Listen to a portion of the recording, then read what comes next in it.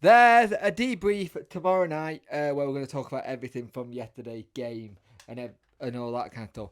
But I want to talk about some of the things that were quite interesting with what Danny said, and those things are the bits I want to kind of talk about the most. But before we go into everything, the usual, like, share, and subscribe to the channel.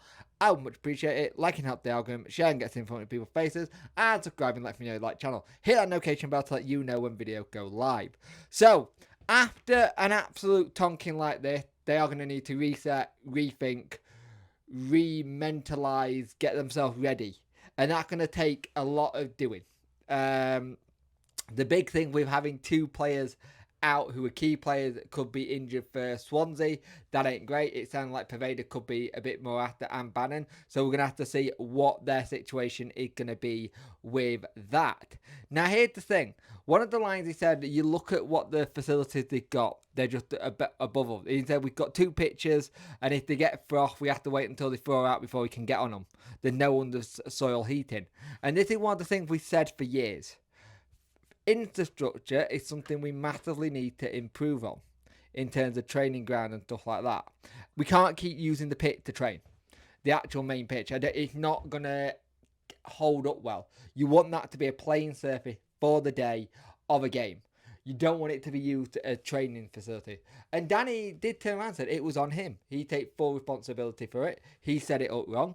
But it was interesting what the Ipswich manager said. He saw how the aggressive they set up and kind of thought they would do. But he said, you know what? I didn't think it was going to be that much. He said that they tried to give a good account of it and it just didn't work. We were just too good on the day. But no disrespect to Wendy, they're trying to find a way. And this is the thing. I think in the midweek we had a situation where I think it was Joe Cran or Rob Statten said about how he doesn't set up to draw. And I do like that. Don't get me wrong. I like that he doesn't set up to draw. That's something I do like. But in management, you have to have that thing, know when maybe to go a little bit defensive. Just not by much, just a little bit. But he's new. This is his first proper gig of manager. He's learning. And I know some people are going, well, he's learning on the job. We don't want that. But he's learning. He's going to make mistakes. This does happen. You are going to make mistakes. And this one will be a big learning curve for him. Has he got the player to do the system and the way he wants to play? Not really, but they're adapting well to it. They are trying to do well to it. But he did go a bit attacking. But you look at that back lineup. That back lineup is the lineup we normally play. Maybe this one he could have gone 5 at the back instead, but didn't. And the people who were at the back, you would have wanted to have them playing. And Beadle did get some pelters. He did seem a bit off, to be fair. Beadle did seem a bit off. He was slipping more than normal. And just not coming out for things as confidently as he would have done. But I think as the game went on and the more they got, it just shows the dominance. But it's interesting what he said about facilities. Our facilities are not at the standard he wants. And that's a big conversation he'll have to have with Chansiri. A big conversation. He'll have to turn around and say, look, but the problem is, you don't want Chansiri to go. You either have facilities or I give you transfers. I can't give you both. Because that's not what you want. You want to be able to say, do a bit of both. Let's improve this. Let's be honest, we all know Middlewood Road isn't really what it should be. We really should have left that place a long time ago and looked at somewhere else to develop. We just didn't.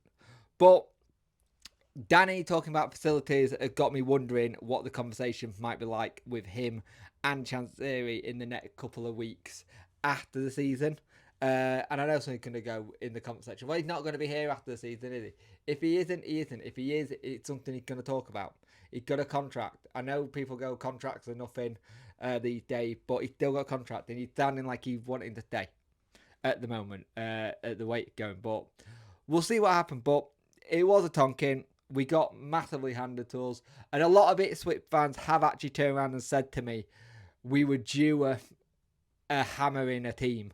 Sadly, you were the guys that got the hammer in. And a lot of them said they didn't really want that. They were actually a bit annoyed that we were the team that did get the hammer in.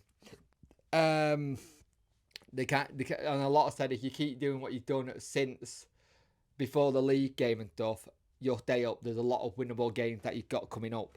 And I agree with there is a lot of winnable games coming up, and I think we're just gonna have to dust ourselves back down and go again. And I think it's one of those situations where you look at it and you go, where do we learn from it? How do we improve from it? And we just move on. We're still 1 point off safety. Like, we're 1 point off it. Goal different, we're knackered now. But we're still in the points. In terms of points, we can get out of it on points.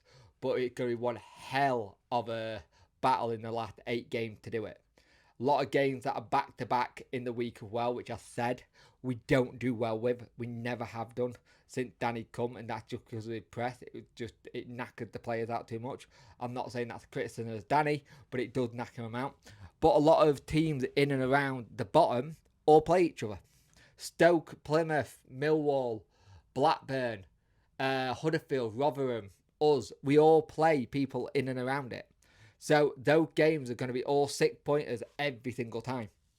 And if you get more 6 pointers like that, it puts the pressure on, especially if you can go on a bit of a run again. We need that 4-game run in 8 games. We need to have an 8-game run where we win 8 and just pray no one else does the same. Difficult task. Sounds like a bit of a pipe dream. I know. Sounds like I'm living in cloud cuckoo land on that. But he got it to 4. The thing that still got me, Danny came in when we were 13 points behind. And he got it to 3, and now he got it to 1. If we could have got something at the weekend, which I didn't think we were going to, I would have said, yeah, great, we got something at the weekend. Great, move on. Take it into the international break. The 6-0, you've got enough time to put it behind you and not try and dwell on it. Ideally, you want another game to come faster so you can get it out your system. But I think Danny will just go, it is what it is, it happened, we move on. And I think that's the best way for him to go about it. There'll be a video all through the international break as well. I'll find stories to do on Wednesday. There'll be some knocking around. Might not be as many as usual. The debrief is tomorrow night. I couldn't do it yesterday because I had the Talking Wednesday lads around. Jack and James were here. We did the podcast. We did a special.